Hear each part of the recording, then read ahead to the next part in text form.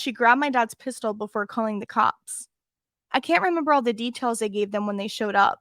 Tall, white male wearing a striped shirt and jeans, short, dark hair, something like that.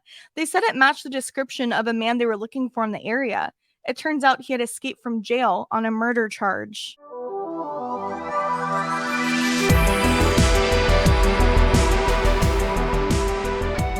Welcome back. We're your hosts, Savannah and Kaylin. We are on episode 8. Here we are. I know. I cannot believe it. We're almost to episode 10. We were going to have a special guest on this week, but we got what's the word? Washed away by a hurricane. Yeah, exactly. Yeah, we had a hurricane come in. We're both in Florida, but in different areas. So that was fun. How was it for you? It wasn't too bad. I was a little worried about like flooding and stuff. Yeah. But ended up changing its course like it always does. So always, yeah. Tampa was protected again. No. Yeah, but you know they say because it has like native grounds that the grounds were actually blessed by the natives, and that's why we don't get hurricanes and stuff. Wow, that actually hit us. Interesting. I haven't heard that before, but I could see it happening for sure. Yeah. I honestly was like super worried, as you know, because of the storm surge, because we're like half a mile from a major river that connects into the ocean. So it was definitely a concern for me, but we didn't even have any flooding. We didn't have any damage, or honestly, there were barely any tree branches in our backyard. Yeah. I couldn't believe it. Yeah, my neighbor had one come down on his car, but that's about it. Oh my God. Yeah. That's it. Just that's car. What else has been going on this week? Well, we have a super blue moon. Oh, so, yeah, that's right. Do you want to explain that real quick to the viewers? Yeah. So spiritually, hold on. I was just trying to pull up my notes. I'm like, what the heck? So with full moons, generally it's like time to let things go, out with the old. Ooh, I like that. Cutting things out. And that's going to tie in with our mental health topic today. So I thought that was fun and interesting. But with the blue moon, it holds the potential for transformation, introspection, and just having a like better, stronger connection with ourselves. So I definitely feel that. I don't know about you. Oh yeah. But no, was this last night or? Yes. So it was actually during the hurricane. That's so ironic to me. The past 2 days, basically. Yeah. And it brought in what's called the King's Tides, which a lot of people were worried about with the hurricane, obviously. Yeah. So I'm glad for the most part, besides St. Pete's pretty flooded. Sarasota's pretty flooded. So I feel for them. I know some people did get damaged, so I'm not downplaying, at all. But I'm very, very thankful that we were okay. We didn't get any, major damage. Yeah, thank God. But I think it's super symbolic that the blue moon is happening during or after a hurricane, because it's like, think about that in someone's life, right? You go through like a hurricane, like a whirlwind of like bad circumstances or emotions, and then there's the transformation. So symbolic. I love it. Yes. That's really seriously cool. Though. So we don't really have. Sorry, go ahead. I just wanted to tell you, because I didn't get a chance. This is like one of the first times we've recorded our podcast and actually haven't really talked on the phone beforehand. Right. Like throughout the week, like this is the first time. This is like our first time catching up for the whole freaking week. Right. But I had a really, really nice conversation with my aunt Stephanie. Shout out Stephanie. And I just wanted to share for a little background before I say this to our viewers. Me and Savannah are cousins, as you know, but she's from my dad's side of the family, and this aunt that I'm referring to is from my mom's side of the family. So they don't really know each other. So it's interesting because she gave me the sweetest compliment. Well, us the sweetest compliment. She said she loves watching our podcast. She'll put it on when she's cooking or when she's Aw. driving. And she's like, it makes me feel like I'm having a conversation with you. And I get like that warm, fuzzy feeling that like you're visiting with me when I'm feeling homesick and stuff. And then she Oh. said, but the cool thing is, I get that same feeling when I listen to Savannah and I don't even know her. Oh my god! I was I like, love that is so her. sweet. That made my day. That made my day. Yeah. Oh my god. I So need I to just meet her wanted to now. share that with you. Yeah, definitely, for sure. I want her on the Georgia. podcast, so she'll make her appearance one of these days. Hell yeah. I feel like she would be so great on the podcast. Like, it would flow really, really well. Yeah. Yeah, definitely. Awesome. Well, great feedback. Thanks for sharing that. Dang. Yeah, of Um, course. so we're gonna head into our first segment now, beyond the Yes. headlines. However, once Mhm. again, we're gonna do something a little different.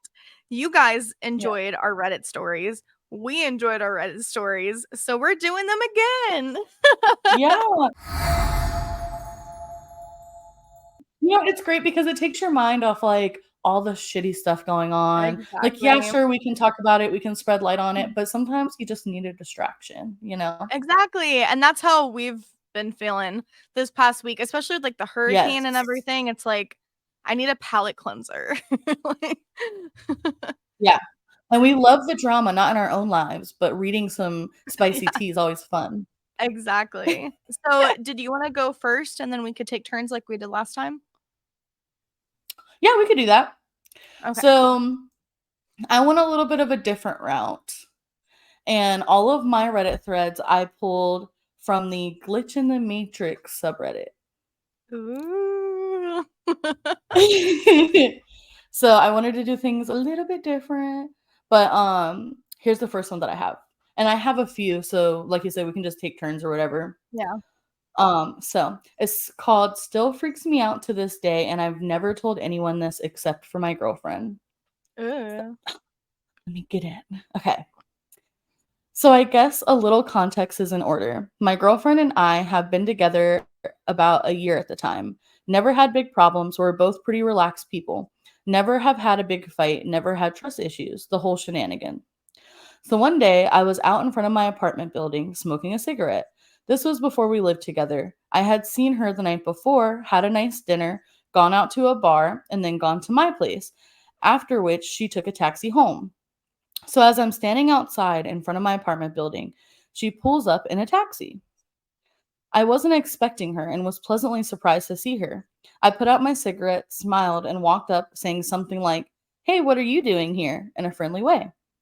She scours at me and slaps me square across the jaw. Ah, Obviously, I'm dumbfounded and at a loss for words, so I just kind of looked at her. She never said anything, just barged past me into the building. I followed her up to my apartment, asking her what was happening the whole way. She goes into my apartment, grabs her bag and some of her stuff she left here, throws a few things at me, breaking a glass or two, and knocking down a bunch of stuff on a shelf.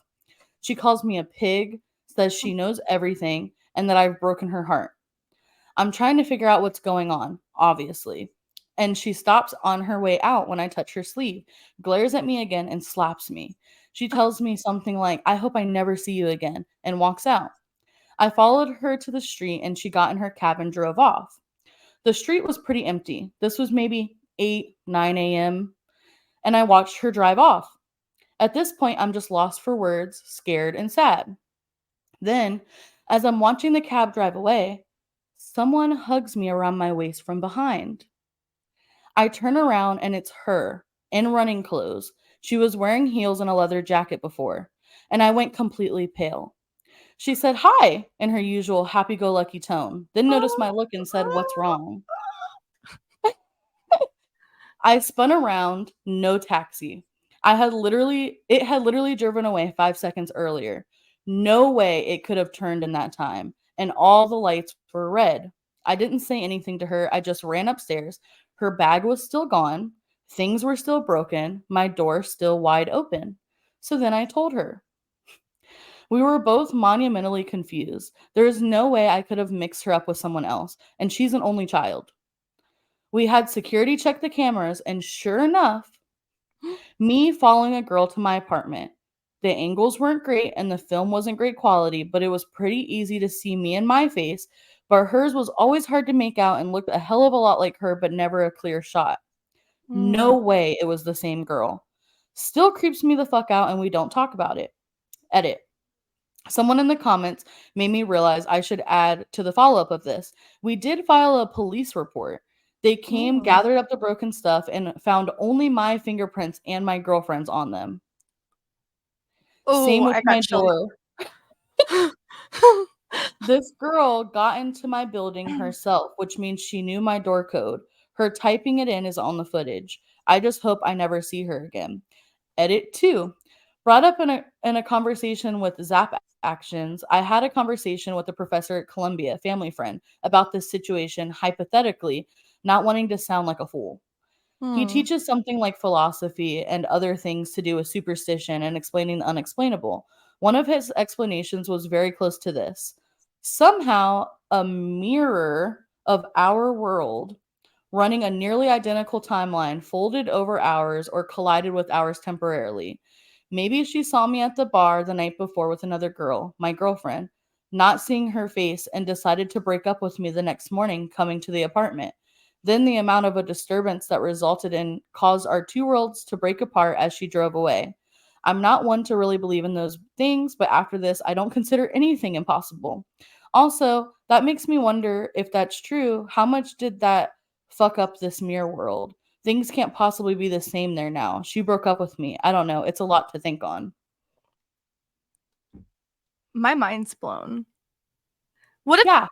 I'm trying to think in my situation, what would I do? Like if Ricky came through the door, slapped me, and was like, "You're horrible, never talking to me again, I'm breaking up with you," and just like left like that. And then I saw him again afterwards and he was fine, like his normal self. Yeah. The one thing I don't get is the fingerprints. Yeah. So there's clearly someone else on the camera, but there weren't any fingerprints. No, it was all her So, fingerprints. uh, So so if anything, it was his and her fingerprints. So if anything, that just proves that it was her in another dimension or timeline. oh my god. That I have chills right now. That's So so creepy. Oh my god. yeah, I read this at like 3 in the morning and I was like, I'm gonna have crazy fucking dreams I tonight. literally have goosebumps all over my legs. Oh my god. All right. Ah, switching into something a little more lighthearted. Well, actually, I don't know if it's more lighthearted. Hang on. A little Oh, less superstitious. this one is not lighthearted. My bad. So, this one Any is from trigger warnings that we need to display or disclaim, I mean? uh no. Nah. Okay. So I pulled this one from relationships. The title is Boyfriends 25 male, family member 45-ish male took pictures of my 24 female feet. I'm too creeped out to confront him alone. All right, let's get into it. I've known my boyfriend B my entire life pretty much. My parents moved in next door to his grandparents, where he'd spend a lot of time growing up, and we were childhood best friends. We've been dating for almost 2 years now, and he's the best boyfriend I have ever had, and I wouldn't leave him for anything or anyone. He is my person, my soulmate, my rock, everything. Cute. We're on vacation together right now. His grandma invited me sort of last second, and B was instantly very excited for me to tag along. B's uncle creeps me out a lot. I've only met him 2, maybe 3 times total, and every time I leave the interaction more uncomfortable. He loves anime, asks me to speak Japanese because I want to learn, despite making zero effort. I had to make my TikTok Creepy. private slash delete my old Reddit after posting cosplays and finding who I believe is B's uncle commenting and liking everything I post. Ew.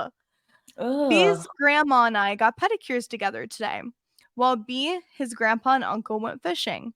I showed B my nails, and he said they were cute. He liked the color, etc. I didn't tell B yet, but I saw his uncle take a picture of my feet under the table.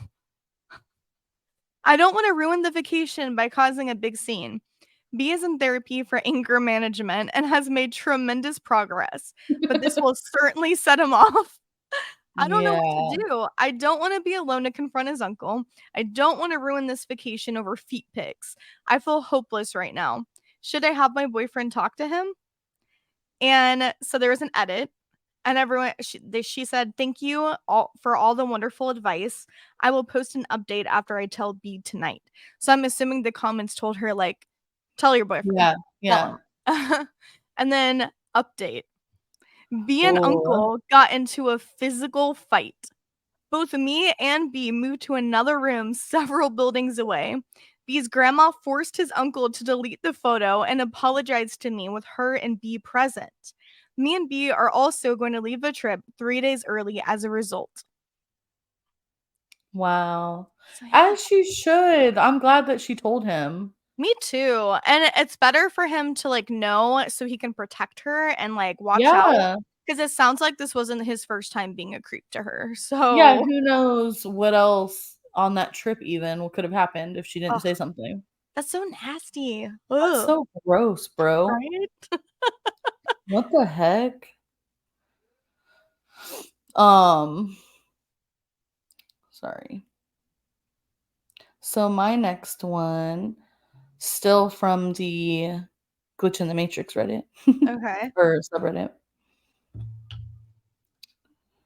It says, I think I saw future me and she saw me too. Oh.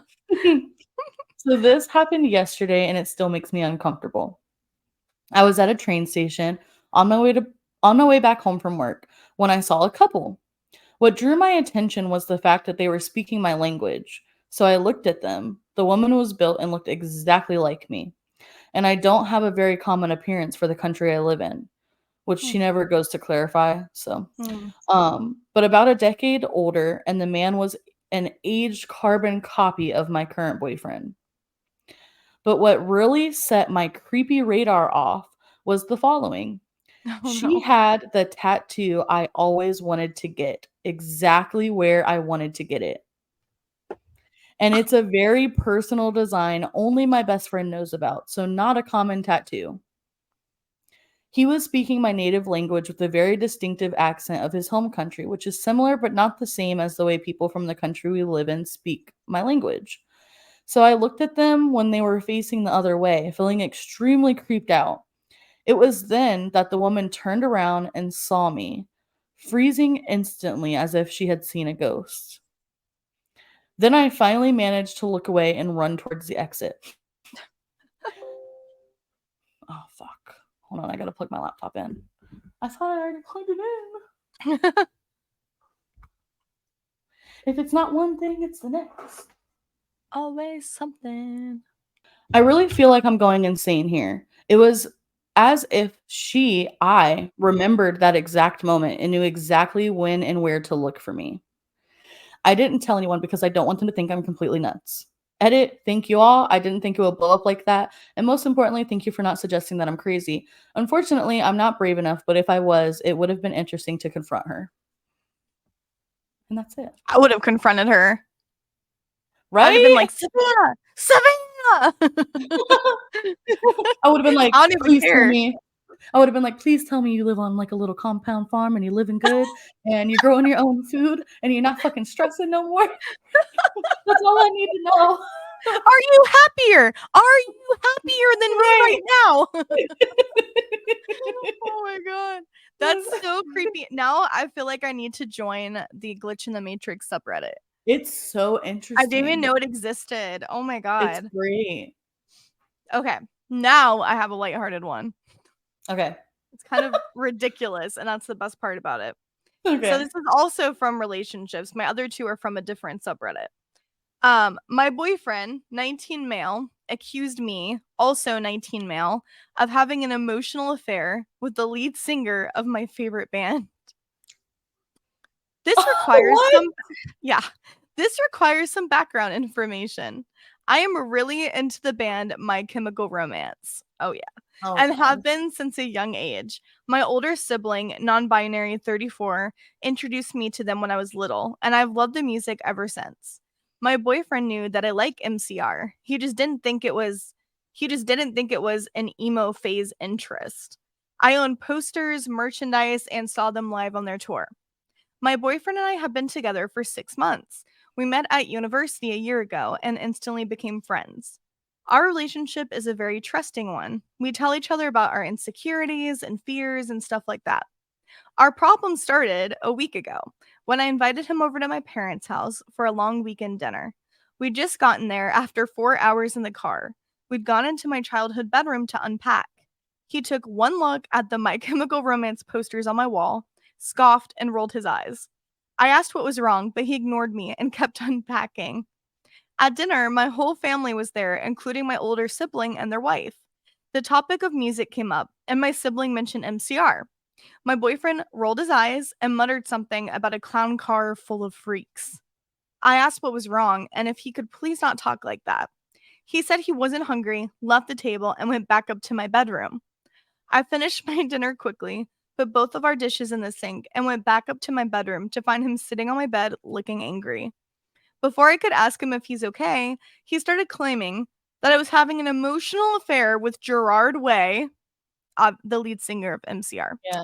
that I needed to get rid of my posters and that he didn't What know the he was in heck? a and that he didn't know he was in a relationship with a freak. I got upset and decided to sleep on the couch that night instead of in my bedroom. The next morning, he was gone. His things were gone, and he wasn't answering my phone Good. calls or text, and he still isn't now. Should I just view our relationship as being over, or should I maybe wait until he's calmed down? What the fuck? No, like, no, no. Leave his ass. I'm sorry, but that boyfriend is delusional. And if he's already getting jealous over a band, Yeah. imagine like real life people that you're around. Right. I'm gonna read the most top comment. Okay. Look, an affair, even an emotional one, requires two people. Does Gerard Way interact with you in any way? No? Then you're just a fan of the band and your boyfriend is emotionally immature. Seems like a control issue on his part. You're definitely dodging Absolutely. a bullet here, OP. Yeah, like, thank God he was straight up about it right away, so she didn't waste Right? fucking time. That is such a weird accusation. And on top of that, they were back in OP's original childhood bedroom. It's not like it's like his current bedroom. Yeah, yeah. Like what the fuck? Yeah, that's really fucking weird. Sounds like some major insecurity Oh issues. yeah. Oh yeah. Which I mean it's Gerard Way. Do you blame him? Not sure. Yeah, I had my, obsession, definitely. That sounds like is emo-phobic a thing? Probably. So, my next one, also from Glitch in the Matrix, is he thinks we both died. So, Mm. not to just bring that level way the fuck back down, but so it says, "I'd like to preface this by saying my husband is an electrical engineer and I'm a teacher. We're not crazy people." So back when my husband and I were dating, my husband was in a terrible car crash. His truck hit black ice and he slid into oncoming traffic. His truck was completely totaled, so was the other truck he hit. The weird thing is, though, both he and the other guy were completely fine. Not a scratch on them. All my husband had was a bruise on his knee. The first responders were baffled, and as was the towing company and the insurance when they realized no one had died or was severely injured. Fast forward to a few days after the crash, my husband comes over to my apartment. We're having a conversation about a university class we're both in, and he casually asks when I got the flat screen TV sitting on my dresser. At this point, I'm very confused because I've had that little flat screen since I was 13, and I've had it the entire year and a bit that we've been dating. I asked him what he's talking about, as I've always had that TV. He told me to quit pulling his leg and asked what I did with the old tube TV. I had no idea what he was talking about and told him so. He's convinced I had a tube TV. I proceed to get on Facebook and showed him a picture we had taken 2 weeks prior with the TV in the background. It's a flat screen in the picture. Mm. My husband goes white, like he's seen a ghost, and just stares into space for a minute. His eyes started to water. I asked him what's wrong, and he said, I swear to God, I'm not crazy. You've had a tube TV since we started dating. It was a tube TV when we took that picture. I brushed it off as his head being rattled from the accident, and he didn't bring it up again. However, anytime we hung out in my room, he'd always look at the TV weird. Fast forward 7 years. My husband and I have been married for a few years and decide that we're ready to be parents. I'm not on birth control and we decide whatever happens, happens. We're not actively trying, but not preventing it either. So we're on vacation in Italy, wandering around Rome, and I feel like shit. I had my period the week before, and it was the worst one I had in my whole life. As we're walking around, I'm suffering from back pain, chills, and horrific cramping. I go into the bathroom in a cafe and hurl my guts out, have diarrhea, Mm. and realize I'm menstruating heavy. Obviously, I'm weirded out since I just had my period the week before. I clean myself up to go back to my husband and tell him I think I need a doctor. I have pretty high pain tolerance, but this is insane. It's getting to the point I'm having trouble walking and I'm starting to feel pain in my shoulders. I don't want to Oh. ruin our vacation, but I'm starting to really worry. My husband is smarter than me, sees the state I'm in, says I'm visibly paler than when I went to the bathroom, and gets me help. 20 minutes later, I'm on a stretcher and being taken to the hospital. An hour after that, I'm being prepped for emergency surgery as doctor tells me I have ruptured ectopic pregnancy. I I have knew heavy it. I have heavy internal bleeding, and if he doesn't perform surgery, I'm going to die. Oh God. 6 hours later, I wake up very sore and tired. Doctor tells me I'm very lucky, and if I waited any longer to seek medical attention, I'd be dead. Mm. Husband stays with me in the hospital the first night and then gets a hotel for the rest of my stay. A week later, we're cleared to fly home, and I go through a grueling month of healing from surgery. 2 months after our return, somehow my husband and I get on the topic of fires, and he goes on about the dangers of kitchen fires, and I say, "No need to worry, we're all set with the extinguisher in the closet." He looks at me like I have three heads and asks me, "What am I talking about?" I remind him about the extinguisher in the front closet where we kept the coats. We've had it for 3 years. He insisted we buy one when we bought our house. My husband shakes his head and tells me he has no idea what I'm talking about and we don't have a fire extinguisher. I remind him about not only my memories of fighting about if we really needed one, where to put it, buying it from Home Depot, but also installing it into the wall in the closet. He looks at me with confusion and tells me none of that happened. I get up, go to the front closet to show him all the while cursing him for being an asshole and forgetting about our 2 week fight about it, and lo and behold, no extinguisher. Not only is there no extinguisher, there's no holes in the wall where I know we installed it. No What? fresh paint. This wall has never been touched. I insist he's moved it and fixed the wall, and ask why the fuck he would play such a stupid prank. He continues to insist we have never had one, let alone talked about getting one. This goes on for several minutes. I'm approaching hysterics, telling him to quit playing with me when he finally says, "Now you know how I feel about that TV." We didn't speak about it for a long time. Then, after I found this thread, he brought up his theory that perhaps in another timeline dimension, whatever you want to call it, we both actually died and we reset like a video game, and the TV and the extinguisher are glitches. I don't know if I agree with him. All I know is that I have never been so rattled in my whole life, and every time I get something out of the closet, I'm overwhelmed with this feeling of wrongness. I know it should be there, but somehow it's just not. I can't explain it. He says he will go to his grave swearing I had a tube TV. Wow. That's creepy. And like whenever I hear people talk about glitch in the matrix, it's always little details like that.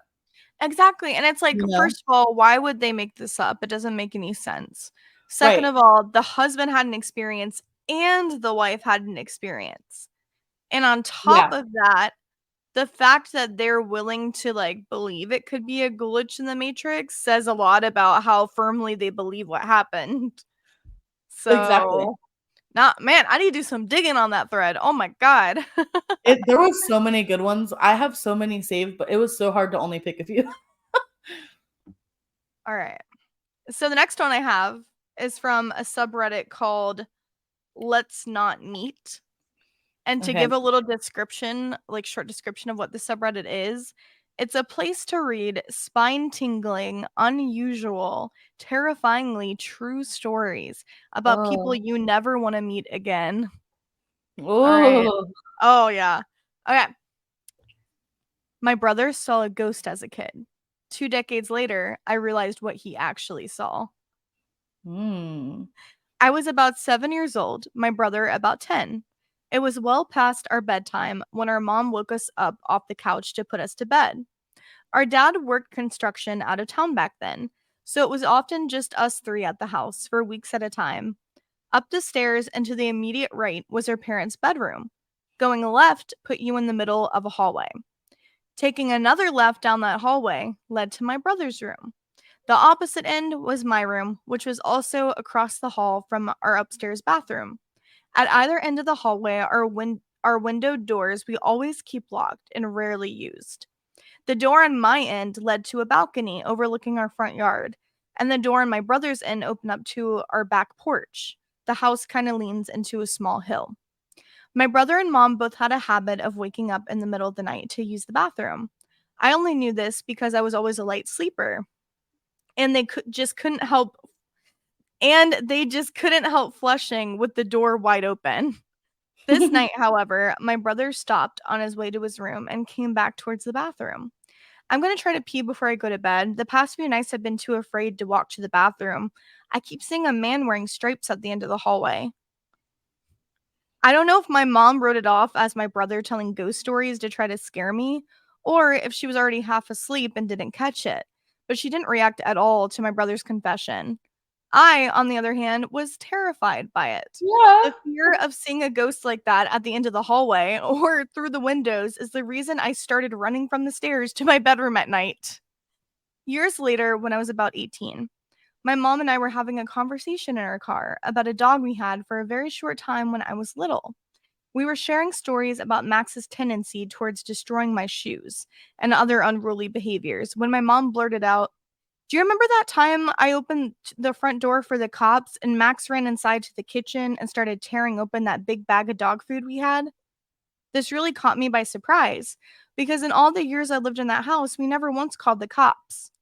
I asked her what she was talking about, and she looked equally surprised, as if she had just revealed something by accident. Oh, that's right. I never told you because you were too young at the time. One night, I woke up hearing noises outside my window, and when I looked, I saw a man staring into my bedroom. She went on to describe how turning on the lights caused him to take off running, and how she grabbed my dad's pistol before calling the cops.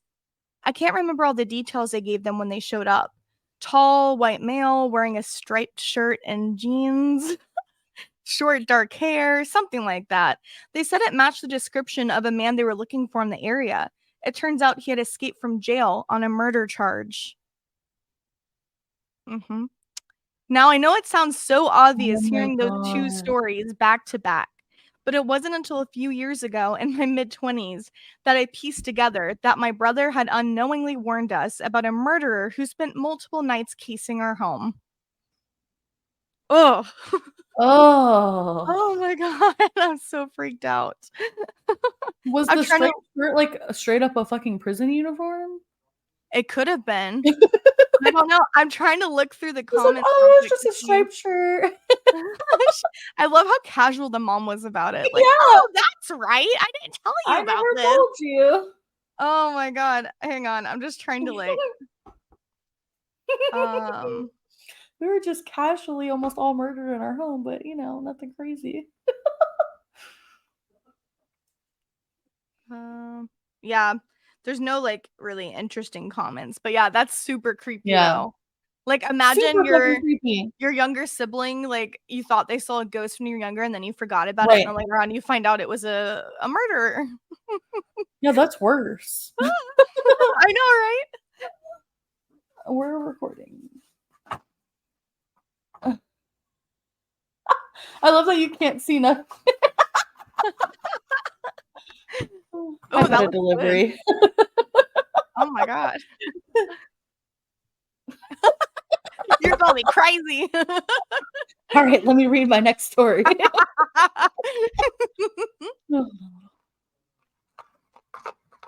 That was terrible. Was that supposed to be ASMR? Hold on.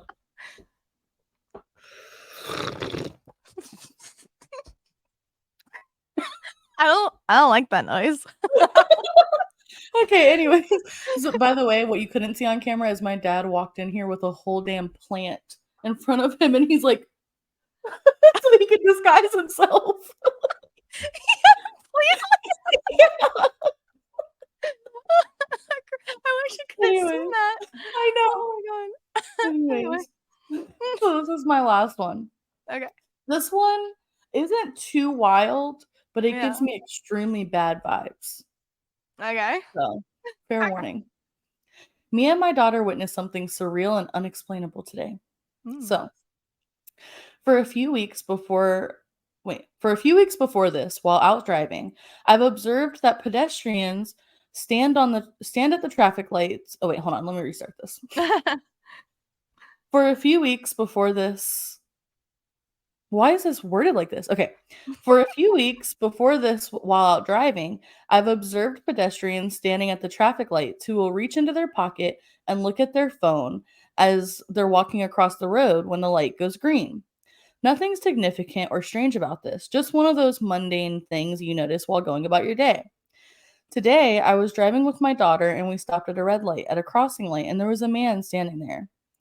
Nothing out of the ordinary. Denim jacket, black cap, glasses, around 6'2". I thought I'd try to weird out my young daughter. She's 5, so I knew I was going to blow her damn mind. So I said, "See that man? When the walking man goes green and he starts to walk, he'll reach into his pocket and he'll pull out his phone and start to look at it. Just watch and see." As he walks across the street, he reaches into his pocket, but then immediately takes his hand out, looks, and points right at me and says, "Gotcha,"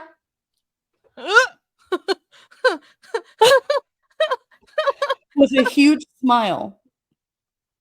Of course, my daughter found this absolutely hilarious, and I sat there completely mind blown. I must have sat there in silence looking at him walk across the street for the next 10 seconds. I drove on and had a look at him as I drove past, and he was smirking and laughing. I've been playing it through my head all day. The windows were up. The radio was on. I wasn't shouting. My voice was not even remotely raised. He must have been about 15, 20 feet away from me. I can't figure out at all how he could have heard me. It's literally impossible. How did he know I was trying to predict he'd reach into his pocket for his phone? The only even remote possibility I can think of is that he has had the same observation as me and thought I might be thinking the same thing, so just went for it. I But doubt that. realistically, what are even the chances of this? Yeah, yeah, yeah. So there was a couple funny comments. Okay, One yeah. person said, one person said, "I like the idea that this guy does the same thing every time he crosses a street, and it finally paid off for him today." And then the other funny comment was, "Maybe he's your FBI agent."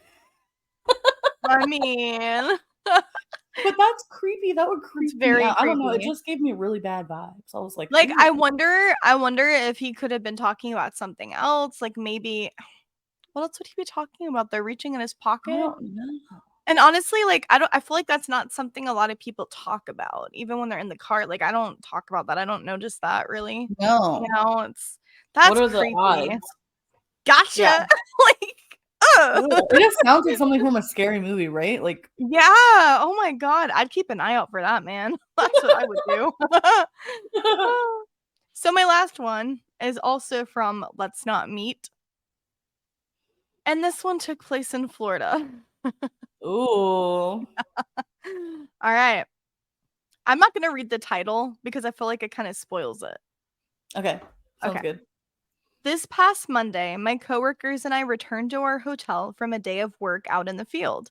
Rebecca and I walked to our rooms, and as we stood, I don't know who Rebecca is. He doesn't say, maybe a coworker. Okay. And as we stood outside of our rooms, I opened mine and I saw someone in the bathroom. I said, "Hello." Nobody answered. My first instinct was that it was a cleaning lady in there for some reason. And then I saw my bag with my clothes in her hands. I said to my coworker, yeah, coworker, "There's a woman in my room." Then I asked the woman, "What are you doing with my stuff?" It gets a little fuzzy here because I can't remember everything I said and what she said, but she kept mumbling about how her key still worked, how it still worked, and that's how she got in. I was in shock, and she was obviously very flustered, having been caught mid robbery. She dropped my bags and fumbled around with her purse and a white plastic bag. Of course. By this time, my coworker was behind me watching all this insanity unfold. This woman was scrambling and walking towards the door, and I said, "What's in the bag?" Thinking it's probably my stuff. And so she said, "No, no, it's just my things. It's just my things. I'll show you." And so she did. I looked and I didn't see anything of mine. And so, since I'm obviously in shock at this time, I let her leave. I went into my room and it had been ransacked. I did a quick look around to see if anything had been taken. All of my electronics were still there. Then I went into the bathroom. I saw my underwear, my bikini. Okay, this is a girl. I was confused for a second there. You're like, "Wait a minute." And my clothes shoved into my own bags randomly. Even my passport was shoved in there. Then I looked at the counter and I saw that she got into my medication. Ooh. I'm not sure what was going through my head at the moment, other than I wanted it back. So I ran out the door to go find her. I ran to the laundry room downstairs and out to the sides of the hotel, and I didn't see her. I realized I was never going to find her, so my coworker and I went down to the lobby to tell them what happened, and then we called the police. We went back up to my room to wait, and I noticed that there is a metal bat on my bed, a little larger than one of those novelty wooden bats you can get at a baseball game. But there's a flashlight on the end. She must have left it behind in her hurry. She also left behind a necklace that must have fallen out of her bag when she was scrambling with mine. I was mostly freaking out at this point because I thought that she'd gotten away with my medication that I need. The police got Yeah. there and took our statements and looked around the room as well. One thing that I noticed was that there were bits of drywall in the sink, and I pointed that out to the cops, but none of us really knew where it came from. We started looking at the door and the windows to see if she pried her way in somehow, but there was nothing. So we kind of just went with the idea that she had a spare key or something, even though the hotel front desk was adamant there's no way that it could be. The officer that came brought two more officers as backup because they thought the woman might still be back in the vicinity. But after our statements were taken, there was nothing else they could really do, so they left. I sat down to make some calls to tell people, and as I'm on the phone, I'm thinking about the drywall in the sink, and it still didn't make sense to me. So I'm on the phone and looking at the drywall and the mirror on the wall right above it, and then it hit me. I got my coworker and asked her to help me pull out this mirror on the wall, and we took the mirror down, and there's a hole there, just big enough for a desperate junkie to squeeze through. New fear unlocked. I asked I asked No. Brian and Rebecca if I should call the cops again to let them know that I found this, and my boss said, "There's Yes. still 2 co" right? Hello. And, my boss said, "There's still 2 cop cars in the parking lot." So I went down to tell them, and the female cop kinda rolled her eyes. But the young guy said, "I'll come check it out." So they both came back up, looked in the hole, and found a pillow, blankets, cigarettes, clothes, toothbrushes. This woman had been living in the wall behind my mirror for God knows how long. She had access to me and my room at all times. I know it might be Oh hard to my god. picture. There was a crawl space about 2 feet wide in between the two rows of rooms. One of the officers called to the original officer to come back and take pictures of this. She explained to him what's going on, and all I hear over the radio is, "No fucking way." He comes back, takes pictures, and is just as mind blown as the rest of us. Obviously, we packed up and left immediately. What's even crazier is she has probably been there a long time. The last time we stayed at this hotel, I would randomly smell cigarette smoke, and I assumed Oh someone my was god. smoking in their bathroom and it was just traveling through the vents. But nope, a junkie was smoking just on the other side of my mirror. She had Oh my access to other god. rooms too. The holes in the walls were from a renovation, and the hotel hadn't properly patched and just covered them up with mirrors. She could have been hanging out in people's rooms when they were gone. Anyway, this was insane, and I'm taking a little time off. Yeah. Someone said Yeah. the first comment was, "I'll never be able to sleep in a hotel room again without first checking the mirrors. Thanks, Yeah. OP." Yeah. Ah, That's so creepy. Is fucking creepy. All right, so we are going to head into our second segment, Behind the Curtain, our conspiracy theory section. I'm really excited because I really have no idea what you're talking about today. So, Great.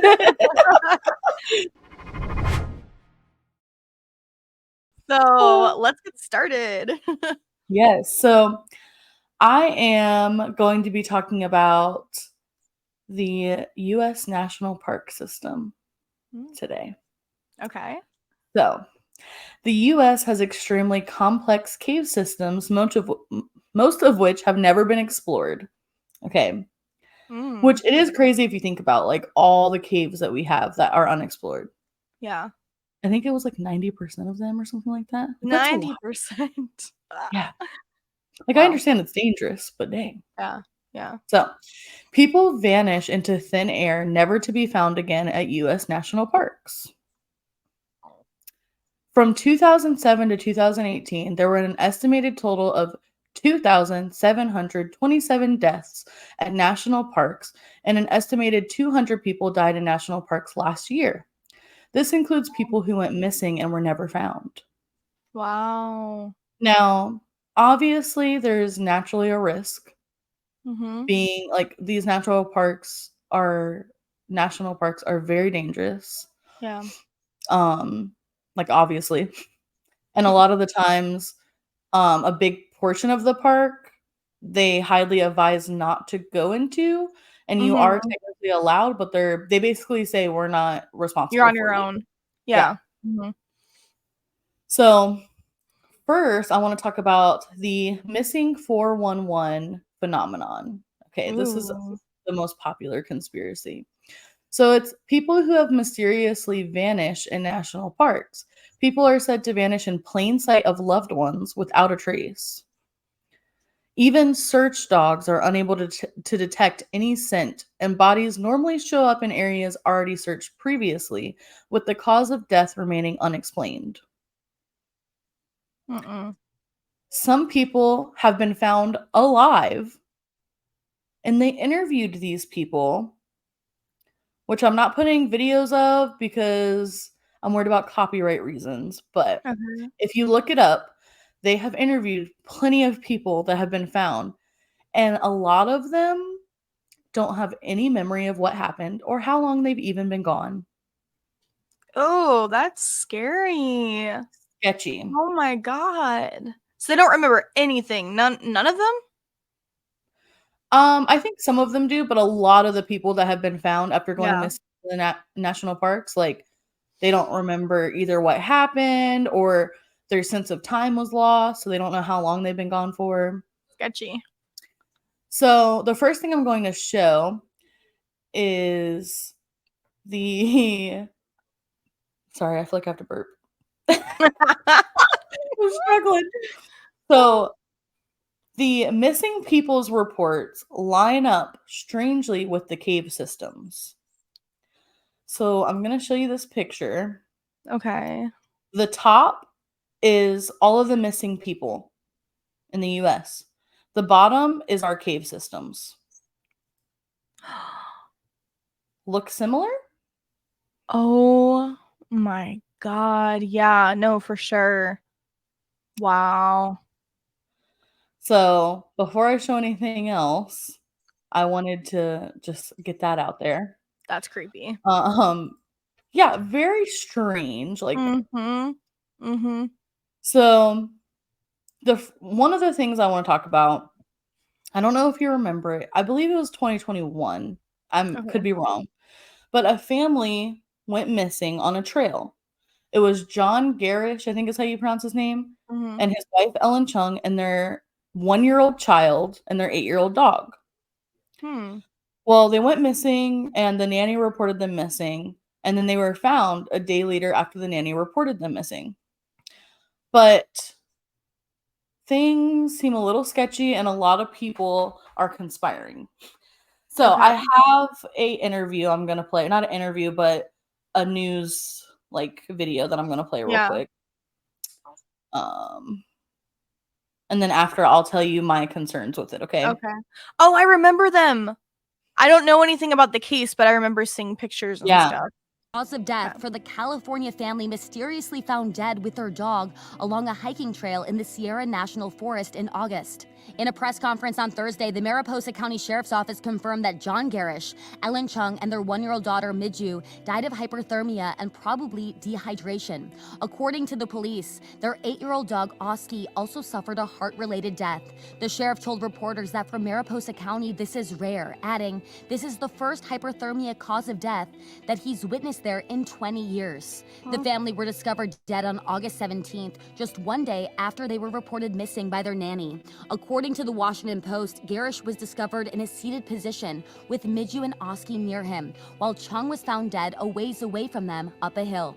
The family, as well as the dog, reportedly did not have any physical wounds or signs of trauma on their bodies. As authorities work to determine their cause of death, a portion of a river located near where the family was found was closed in September due to toxic algae. Police stated on Thursday that they do not believe the family ingested that water in the area. They also noted how there were no filtration systems with them, but one 85-ounce water bottle and a bottle with formula near the site. According to police, the water inside those bottles was tested, but came back with no toxins and appeared to be clean or tap water. A family friend told the Fresno Bee that prior to their death, So that's all that I have for that. Now I have some concerns that I want to go over. Okay. So hold on, I'm just Look, can pulling I up my ask a notes. question though? And you might bring this up in Yeah. your concern. Yeah. So they said it was in August. Mm-hmm. Hypothermia? In August? Hyperthermia. Oh, they said hypothermia. Okay, gotcha. Yeah. I was like, what the fuck? Yeah, I thought the same thing when I first watched it. Okay, so here's my concerns. The press conference confirms that there was a water bottle and that it Right. was so hot that they must have died from dehydration. However, if that's the case, how is there water left in the water bottle to test? Wow. They said they tested the water in their bottle for algae. Mm-hmm. But if they died from dehydration, Mm-hmm. Why would how there did be they still water have left? water in their bottle? Yeah, I feel like that wouldn't be a thing if it was To actually me, dehydration. I think they drink some of that water Mm-hmm. and they're trying to avoid a lawsuit. Oh shit. Yeah, maybe. Another thing is, the sheriff department said themselves that it's been 20 years since they've seen any case like this. That's weird. Yeah, Also, definitely. the dog had a heart failure at the same time the family was dying of dehydration. That doesn't happen. How do we know how hot it was there? I mean, I'm sure it was I pretty don't hot, know. but Also, I have to note this family hiked all of the time. The I couple, figured. they Yeah. were they hiked all the time. Yeah. As someone who hikes all of the time, why would they bring their baby and not enough water and supplies? Yeah. It doesn't seem very responsible or smart. Also, his phone was found on him, and it's undisclosed if he ever made any calls for help. Why is it undisclosed? Exactly. There's too much Another mystery around it. another thing that was weird is the dad, the baby, and the dog were all together, but the mom was found up the hill. Yeah. Why? Yeah. Unless they were going to get help and she was not feeling well or something and she was like, just leave me, go get help. Well, she was on basically they said she was like laying down like as if she passed out or something. The dad was in a sitting position. Hmm. That's So if weird. anything, maybe the mom went to get help, but that's really weird Yeah. that she waited that long to where she just died like 15 feet away from them. Yeah. Like The I don't whole know, thing it's is really sketchy. bizarre. That's so Yeah. bizarre. So some people say it was the toxic algae and they're avoiding a lawsuit. Others think it was something paranormal. Let Ooh. us know what you think it was. Yeah. Dang. So, with that being said, on another note, some people think the government created these national parks to keep tribes of cannibals separated from the rest of us, or that they're civilizations of reptilian-type humanoids. So, it is said that these caves have Wendigo monsters that originate from Native American folklore. Hmm. As the tale goes, the first ever Wendigo was once a lost hunter. During a brutally cold winter, the man's intense hunger drove him to cannibalism. After feasting on another human's flesh, he transformed into a crazed man beast, roaming the forest in search of more people to eat. Ew. So these Wendigo creatures are absolutely consumed by their desire for human flesh, so they inhabit these caves. It is said that Teddy Roosevelt, believer in Bigfoot, knew about these creatures and that they were hunting people, and he started National Park Service so that he could have special forces group these things where they could be killed or kept away from people. I mean, kind of makes sense. Yeah.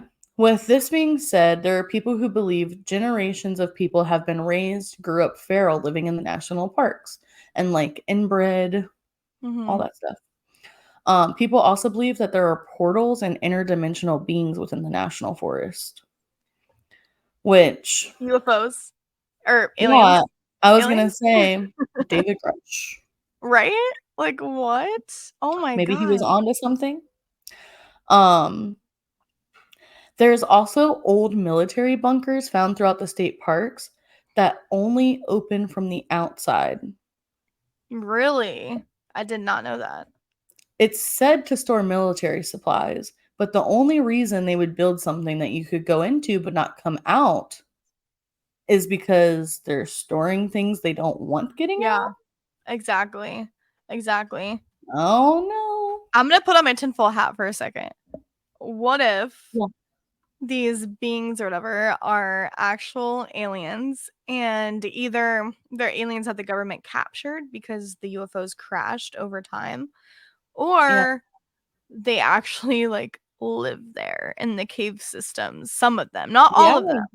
But because I know, they remember could. how in our UFO episode we talked about how there's different kinds of aliens that people believe, Yes. like there's ET extraterrestrials, the ones in Yeah. space that are most well known, and then you have interdimensional. Yep. Kind of can't help but It's wonder very if the possible. caves, like you said, are some sort of interdimensional portal and it's like their base. Yeah. I don't You know. never know. I don't know. These days, anything's believable. Oh yeah, for sure. On the topic of portals, there have been many staircases that lead to nowhere found in these national parks. Hold on one second. This just messed me up. Oh, can I remove the other video from the stream? Yeah, that's fine. Or can you? Actually, I Yeah, don't know if I can. I'll do it. I was thinking maybe that would make us lag or something. It might, yeah. Okay. So there's a bunch of staircases in the national forest that lead to nowhere. Now, a lot of people say people were going to build buildings and never did, or it's the last remains from buildings. But the thing is, when you build a structure, you build the foundation first. You don't Yeah. start with the staircase. No. Do you see No. a foundation anywhere here? No, definitely not. It doesn't And look like it's just remains of a building. And on top of that, the way the stairs end at the top. Oh, that one's very interesting. What's the part at the top next to it? Is I that think more it's just stairs? more stairs, I think. Oh my I'm not god. sure. That is so But weird. there's no. Also, some of the people that were interviewed about when they went missing have stated they walked up weird stairs or seen weird things. No. Yeah. Oh So my people are god. like, they're portals. I mean, I could see that. Come on. They literally are going up to nowhere. Yeah, and people are like, it's for the view. What What view? view? Like what? You're This one looking is into the empty only forest. one Well, I don't think you can see my mouse. No. The spiral staircase is the only one that I'm like, yeah, maybe that was like attached to a building or something. Maybe. Or something. Like there might be another purpose. But I don't know. Super, super fucking weird. That's very weird. Okay. So hold on, let me find where I left off. Man, those stairs just get me. That gets Right. me. Also, another thing about these stairs is there's no road leading to them. They're literally just randomly in the woods, all of them. Yeah, it's super weird. Like, come on. The only thing I could think of is maybe it's like military stuff that got aborted or taken down, but I really doubt that. Like in a Yeah, and national it's like park. they took the whole foundation down, but not the stairs. Exactly. It doesn't make any You sense. know, it's weird. So next I want to talk about the Valley of the Headless Man. Ooh, okay. Yes. So in 1908, two brothers went into the valley looking for gold, but disappeared. 2 years later, they appeared decapitated beside the river. Ugh. In the last 100 years, 44 people have gone missing in the valley and were found without their heads. You're joking. Dead serious. What the Some were even burned alive before being decapitated. fuck? So that takes away the factor of it being any type of animal. And why would an animal take up just the head specifically? That's not. I don't know, but people argue to this day that it was animals. There's no way. There's no People way. living in the region warn of the Naha tribe. It's ancient cannibalistic people who used to hunt in the valley, but no trace of human settlement has ever been found in the valley. It's literally known as the Valley of Death.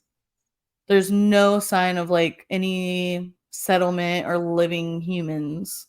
Remember in I think it was last week's episode. Wait, maybe it wasn't. You talked about that one tribe that's like hidden from the sun and they live underground. Yes, Could it be the something like Moonite that? people. Yeah. Could it be something like that? I wonder. Yeah, maybe. Or I don't know. you know, like those trapdoor spiders. Do you know what I'm talking about? Yes. I wonder if it's kind of like that too. You know, like they're Mhm. hiding underground and they just like wait for them to come and they're like. Yeah, who knows? Like, I don't know. That's I feel weird. like how easy would it be to say, "Oh, we've searched, but we haven't found anything." If they're trying to hide stuff, like Exactly. you know, How have they So- not found anything? How many cases of this did you say there were? 44 in the last 100 years.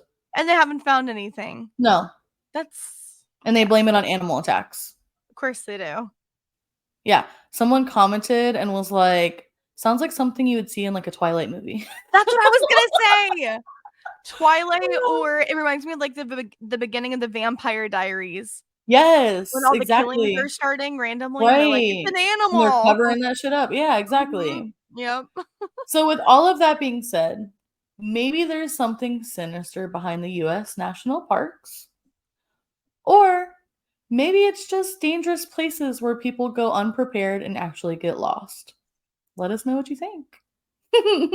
But either way, I'm gonna avoid national parks from now on. Well, yeah, for real though. I mean, look at me. Do I look like I hike anyways? Like, Say, girl. actually, know, I do, but still. I have a funny story about that. Me and my dad and Lana and Alicia and Grammy were all hiking in Rock City, Georgia. And we purposefully looked at the map and tried to take the handicap route because the handicap trail is literally just a straight shot, short trail straight to where the view is, no steps, no like, because we were like, we ain't trying to be like, we just want to go for the view. We're not trying to get the hiking experience. Yeah. Well, we went on the wrong trail. Oh, God. And when I tell you, it was like the tiniest squeezes and like stairs galore. Like, oh my God. It was so bad. We were like, man, this is really wild for a handicap trail. And then on the way back, we found the actual handicap trail. Oh my God. I cannot. I would be like, Yeah, we hiked for like probably an hour. And then the handicap trail on the way back took 5 minutes. Oh my god, that's so funny. That's Yeah. really funny. Well, that was interesting. I'm creeped out about Yeah. national parks now, and I wanna do more reading on it too. That's, like, super creepy. Yeah. But so now we're gonna get into our last segment, Yes. about mental health called Breaking the Stigma. And today we're gonna talk about cutting people out of your life for self-care. It's kind of Yeah. a tough subject because I feel like a It lot of is. people aren't willing to do that, and they feel like it is a, like, temporary Band-Aid type of solution, Right. but it really can make a difference with your mental health, trust me. Yeah, and I feel like we've talked about, self-confidence, Mhm. self-esteem, self-love, Yeah. setting boundaries, and this Mhm. is a huge step that people avoid in life. Exactly. Because I think the biggest thing is, a lot of people are afraid to end a relationship, whether it's with a friend, a family member, um, because they feel like, "Oh, well, this situation will get better. They'll get better." But what happens when they Right, don't get better? What do you do right. then? You continue to suffer? Yeah. Or do you go, "Snip, snip, motherfucker?" Like, what do you do? Surprise, motherfucker. So, Yeah. It's honestly, in my opinion, before doing something so drastic as just, like, cutting someone out of your life or going no contact, yeah, you should at least try to communicate with them about the problems that you have with them. And agreed. if it still doesn't work and you're still not getting through to them, Then then you did all you could. exactly, There's gonna be exactly. no looking back and thinking, "Did I just take the easy road out? Did I not Yeah. actually try? And Is there any more I honestly, could have done?" coming from personal experience without getting too personal, no Mhm. contact is not the easy route. Mm-mm. Like, Mm-mm. in the long run for your mental health, it's the healthiest thing you could do, and it can be easier for certain people in certain situations. However, the Yeah. repercussions of it afterwards, because as someone who has done that a few times in my life, you constantly struggle with, like, these guilty thoughts and, like, feelings Yeah. of guilt, and you start to blame yourself, and you start to look back Yes. on the memories with, like, rose-tinted glasses, Yeah. and you Your remember brain the good tricks you times. Mhm, mhm. because of the love you had or have. You can Yeah, still love someone even though you cut them out of your life. You can still have absolutely. love for someone? Yeah, definitely, So, but just because you have love for someone and just because they're family or a friend does not mean that you can put up with them treating you no. disrespectfully or And, crossing your boundaries. with a lot of with my experience of cutting people out of my life, Mhm.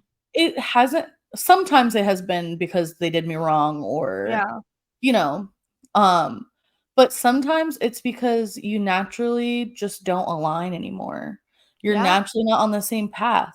You Mhm. don't click about the same things, and those that I feel like is harder Yeah, because definitely. it's like you miss that person, you miss the times you Mhm. had.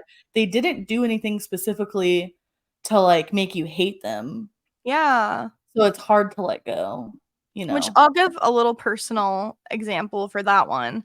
Yeah, So, I had a childhood, best friend, and, she was in the cult with me, and she's actually the whole reason that I found out that it was a cult because of her. And we've, like, yeah, we our parents separated us when we were friends at, like, 16 or 17. Eventually, we found our way back to each other, became best friends again. I ended it, we became best friends again. So it was kinda like a cycle with yeah, us, right? Like, every few years, we would end it and then get close again, end it and close again. right. And this recent time around, I don't know, there was just something I felt like I felt like we were just, like, hanging on for our past. Like, cause all we would talk about when we Yeah, were together was, like, the cult and people from the cult and getting over the cult, and there came a point to where I was just, like, sick of talking about there's it. no growth, She yeah, reminded me of it too much, you know what I mean? Like, she yeah, reminded me of that part of my life too much, and I felt like I yeah, couldn't fully let go because she wasn't fully letting go. And I will admit, at the time, I was very emotionally immature. I had a lot of growing to do, and I didn't know how to handle a lot of things.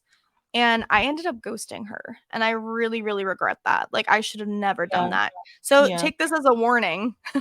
If there's a friend in your life that you're just not vibing with anymore, you feel like it's time to move on from them, don't ghost them. At No, least be open at and least honest. yeah, communicate with them and tell them, like, "I have so much love for you, and I will be there for you in a crisis if you Yeah. need me. However, I just feel like this friendship isn't serving me anymore. I feel like we're Yeah. drifting apart." You know? Yeah. And I know that's a hard conversation to have. That's the Yeah. whole reason I ghosted her, is because I didn't know how to have that conversation. And if I could turn back time, I would have done it differently, and I wish I could apologize to her, but I changed my phone number, so it's like one of those I things, know. you know? But Yeah, I recently been struggling kind of because I'm not gonna name names or get too specific, yeah. but I had a really close friend and we were kind of like childhood friends, like you said, like, Yeah. you know, from like 14 and up, something like Yeah. that. Right. We were friends for a decent amount of time. We were really close. And up until 4 or 5 years, like 4 years Mhm. ago, we were pretty close still. Yeah. And we just naturally drifted apart. Mhm. And there was never any closure there. We just both Mhm. stopped reaching out.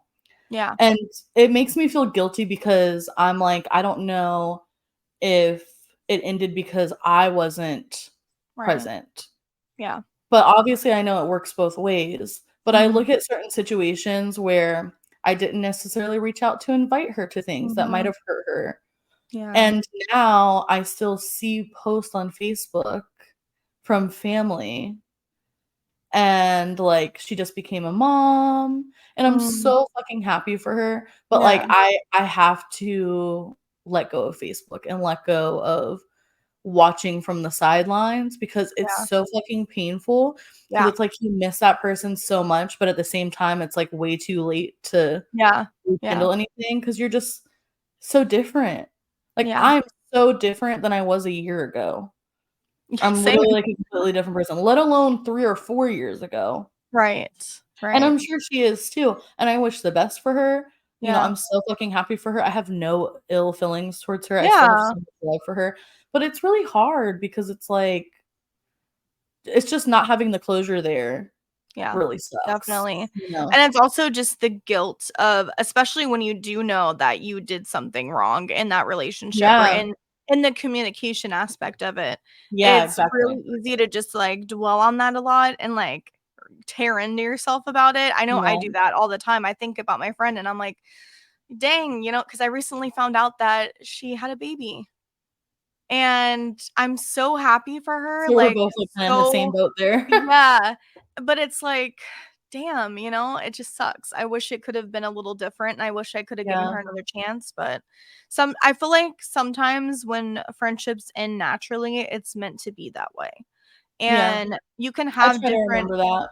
you can have different people and different friends in your life in different phases of your life, Yeah. and not all of them are gonna stick on for the ride, and that's just life, you know what I mean? Like, Yeah.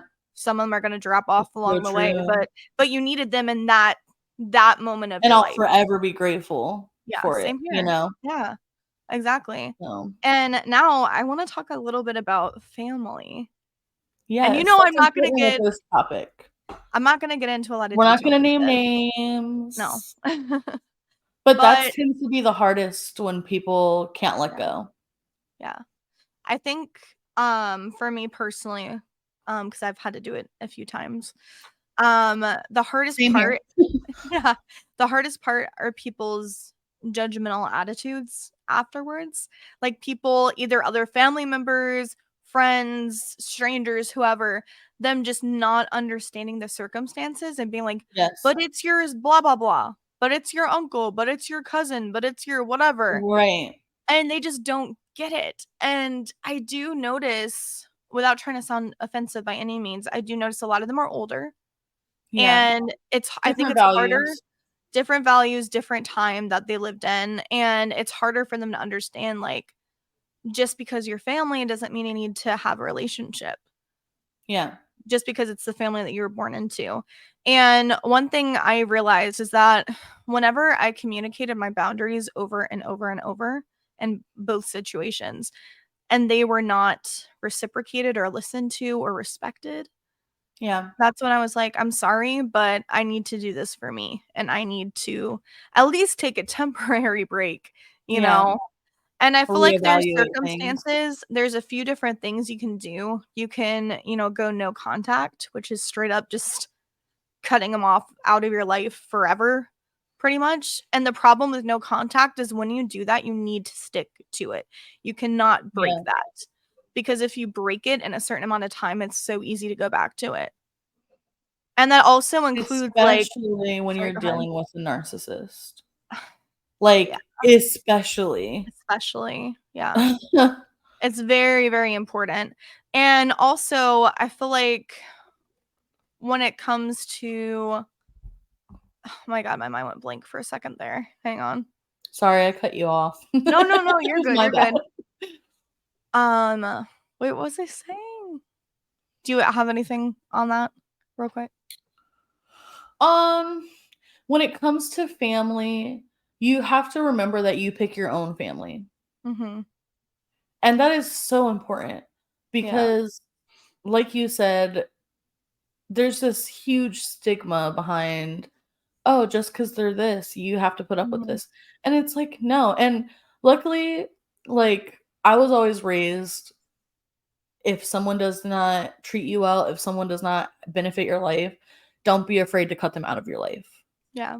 Mhm. So having that support helps, but there's also times when you have family members that haven't necessarily done you wrong. Like, I have a family member, and I'm not going to call names or anything, but she's just doing very bad in life and Mm. going down a dark path and addiction, things like Yeah. that. And Mhm. it's extremely hard when it comes to that because I'm a very Mhm. empathetic person, and it's Yeah. like I want to be there, especially when this person has shown me nothing but love. But Mhm. then you see, like, the other side of them that's, like, Yeah. clearly not their true selves, but Yeah. it's like you never know if their true selves are ever gonna be back again. So, Exactly. it's just specifically hard because you don't wanna let go, you wanna be that person that's there for them, but there's only so much that you can do, you Yeah, know? and on top of that, like, hopefully, I mean, they have other people in their life that are able to do that, that are maybe closer in age or closer to them in general or Yeah, whatever. I don't know what family member this is, so this is all just yeah. speculation. But, I mean, it can't all be on one person, it can't all be on you. You can't be No, like, definitely "Oh, not. well, if they don't have anyone, then that's my fault." Right. It's not your fault. You're not the one Exactly. that chose the addiction, You're not the one that chose Exactly. that path. They chose that path. Mhm. Mhm. So, you can't be I feel like it's such a big theme with cutting people out is just, like, don't feel guilty. Like, Yeah. the shame is, like, too much sometimes, and you have to realize, like, you are doing this for you, and you're Yeah. doing this to protect yourself, to protect your mental health, to protect your future family, you know? Like, for Exactly. me, when we start a family one day, it's like I'm Exactly. trying to protect that kid too, you Yeah. know? So it's like there's so many factors that go into it, but if you feel the need to actually cut someone out of your life permanently, Yeah. you're probably not in the wrong here, and you probably are at a place where you have to do it to, And like, then you heal. said, when you cut people out, you can either Mhm. do it cold turkey, but do you have any other suggestions for people Yes. that probably can't handle that? That's exactly what I forgot I was gonna say, yes. So that you have no contact, which is extreme of the extreme, Yeah. which I would say is like a last worst case scenario. And then you have something called gray rock. And Never heard of gray that. rock is basically where you have this toxic person in your life. You need to maintain a relationship with them for whatever reason, whether you live with them, whether you are financially dependent on them for whatever reason. Yeah. And it's basically putting a shield over yourself to protect yourself. So you keep your communication with them very shallow. and very surface level. You don't let them into your life. You don't tell them anything about your personal life, about your goals, about your plans, your finances, nothing. Emotions. Right, emotions. Basically, it's like talking to a stranger. Yeah. And I know that's difficult to do, but if you don't have the choice to go no contact and they are just dragging you down emotionally, that's what you Yeah. got to do to protect yourself. Yeah. Because a lot of these people, a lot of these toxic people, they are looking for ammo to attack you. They are Yeah. looking for any kind So of shit true. to bring up and use against you. So the last thing you want to do is talk to them and give them ammo to use against you in the future. Right, or anything to use it as an excuse of why they're acting the way they are. Like, to Exactly. gaslight and victim blame and shit, like Yes, exactly. So Grey Rock is, the other option, but it can be really difficult Yeah. to keep that boundary put up. Yeah. I feel like it's definitely easier. Like, let's say you live in different states than the Oh, the yeah. toxic person in your life. That might be easier, you know? You only have to see them for Yeah. holidays. You only call them up every once in a while, But yeah, I feel like those are the two main things that you can do. Also, But cutting out social media during that time would be super helpful. that's why I'm off social media, and I Yeah. don't know if I'm going back on it, honestly.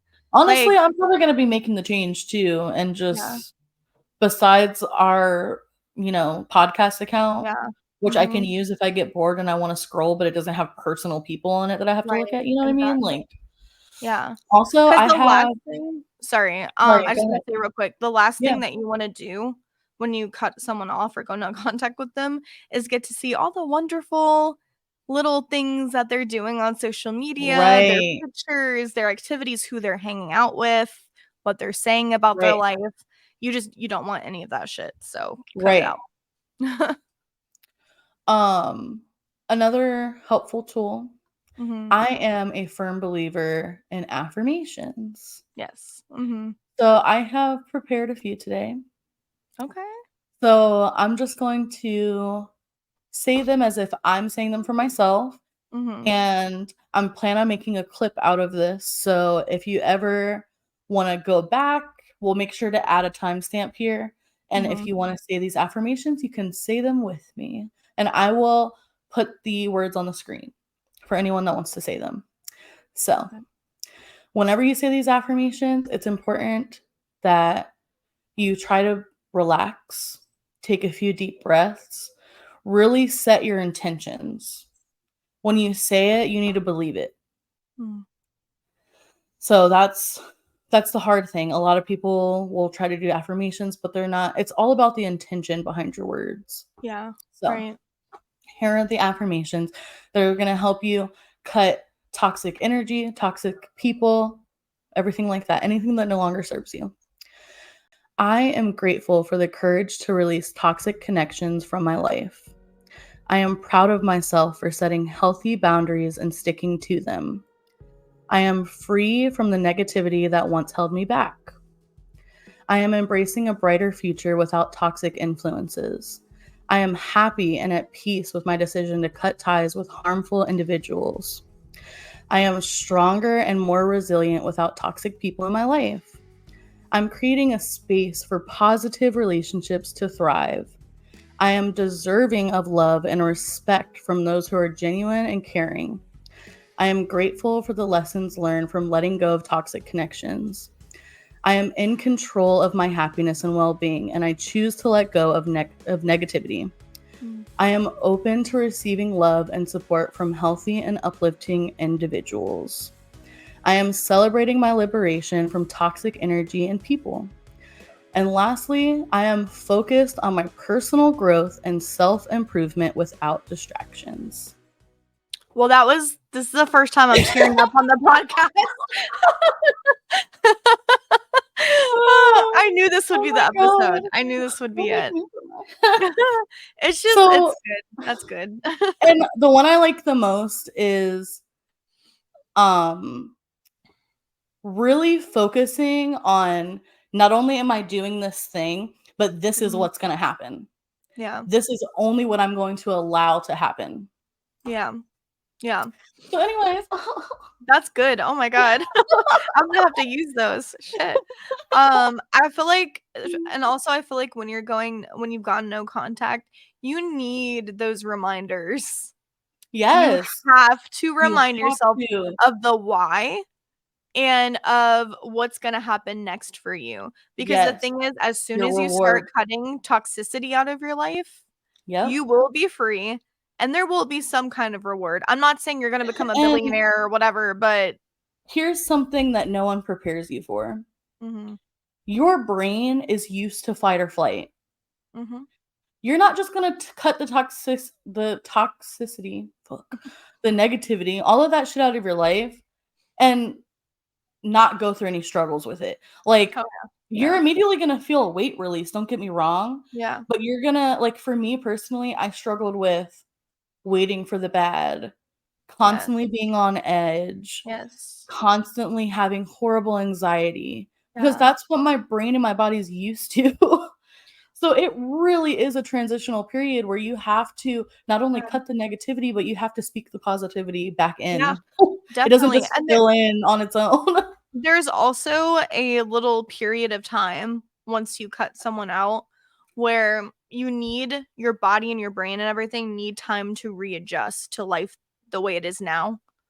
Because you gotta think, Yes. especially if this person was a big part of your life before, when you cut them Yeah. out, it's like your life changes. Hang on. Excuse me. Okay. But yeah, you pretty much go from like your old life and how it was then to your new life. And it's gonna feel completely different and it is gonna take some It's time gonna feel to adjust. empty. Yeah. That's Which the is hardest why thing. it is so important to have a support system around Yes. you. I And I don't know care if that's it's one not person. yeah, I know that's not doesn't feel doable for some people. But Mhm. even if it's an online support system, Yes. like wherever Yes. you can get it, you know, there's Online always support someone out there. system, which by the way, there is a subreddit and it's called Just No Family. So Oh, for nice. Okay. anyone who goes no contact with any family members for any kind of reason, it's a great place to get support. That's There's also awesome. one more subreddit called Mom for a Minute. And it's for Nice. people that don't have a relationship with their mom, whether they passed away or cut them off or whatever. Yeah. And it's other moms in the group just sending you encouragement. Like let's say Aw. you want to tell someone like I graduated. Like you tell them and they're like, Yeah. I'm so proud of you, sweetie. Like you're doing so Oh, good. that's So I awesome. just want to share that. It's a great little place to like go Yeah. for support if Reddit you and don't. YouTube and just Mhm. social media in general can be a great tool. But like we said before, be careful with that. Like Yeah, for sure. maybe use like a throwaway account where you don't have all Yeah. your family, so you don't have to see whoever it is you're cutting out or anything like Yeah. that, you know? Another suggestion I have is since you are getting rid of your old life and moving into a new life, once again, blue moon transformation. Yeah. Another thing you can do is focus on like a new hobby or a new like goal to work towards to kind of Yeah. give this new part of your life like new meaning Keep yourself and distracted. distraction. Exactly. Yeah. And I mean, it's always good to learn something new and try something new anyways. Yeah. So, real quick Mhm. before we go any further, Yeah. I wanted to give some quick signs to look out for that someone may need to be cut out of your life. Oh, love that. So, we already Okay. talked about what to do, like when we do, but Yeah. how do we know that it's time to do that, basically? Great. So, I'm Yeah. gonna read some of these off. You feel like you can't be your true self around this person or express your feelings openly due to their reactions towards you. So, for example, let's say I have a Very friend or true. family member, let's say I got a raise or promotion at work, right? And I'm telling them, oh my God, so and so, I just got a raise at work. I'm so happy. Let's say they come back with something like, oh, good for you. Yeah, well, so next week my job is doing this for me, like It's like makes a it about them. competition. Or Yeah. they say something like, oh, well, I thought you would be at this position by now. Yeah, they downplay it. Exactly. And also just not being able to be your true self around someone, that's huge. Yeah, they don't If you deserve to feel be in your like life if you can't be you. yeah, exactly. The next sign is you feel stagnant around this person and like the relationship has no fulfilling purpose. just like you and I talked about with past friendships, it started to feel like Yeah. that. Like there was Yeah. no reason we're friends. Like why are we keeping this relationship up? It's Right. weird, you It was know? just the history keeping us together, basically. Exactly.